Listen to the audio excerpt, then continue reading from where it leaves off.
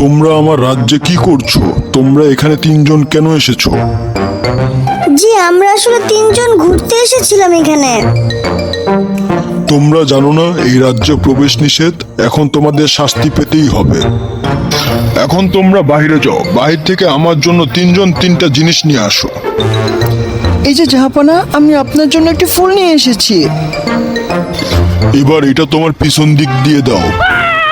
এই যে জাহাপনা, আমি আপনার জন্য একটি ছুরি নিয়ে এসেছি। এবার তুইও তোর পিছন দিক দিয়ে এটা ঢোকা।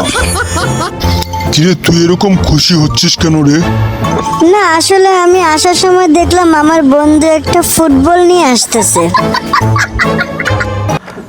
बहुत बुरे लग रहे। तौबा तौबा तौबा, थारा मूड खराब कर दिया।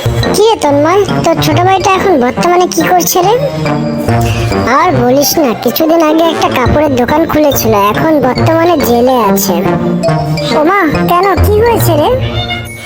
কারণ দোকানটা খুলেছিল হাতুড়ি দিয়ে দরজা ভেঙে।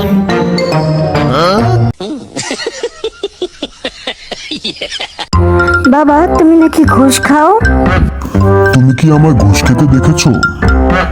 না বাবা, শুনেছি। শোনো বাবা, শোনা কথায় কান দিতে নেই।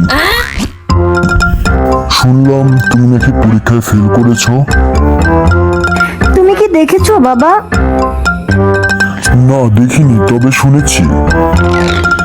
শোনা কথায় কিন্তু কান দিতে নেই বাবা।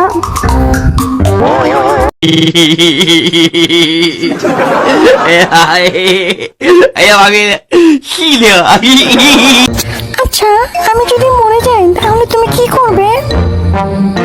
কি আর করব? তুমি মরে গেলে আমি পাগল হয়ে যাব। তাই? আরেকটা বিয়ে করবে না তো? আরে, পাগল হয়ে গেলে তো মানুষ কত কিছুই না করে।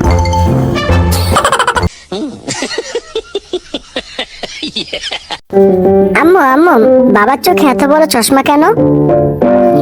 তুমি বাবার কথা শোনো না যে, তাই? যাদের ছেলে কথা শুনে না তাদের এমন হয়।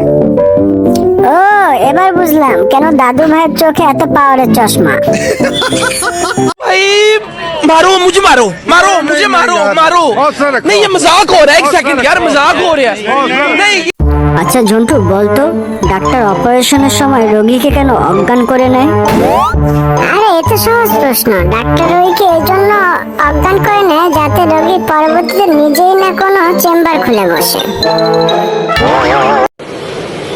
अच्छा ठीक है। কি রে দোস্ত, আমি শুনলাম গত সপ্তাহে তোকে নাকি পুলিশ ধরে নিয়ে গিয়েছিল।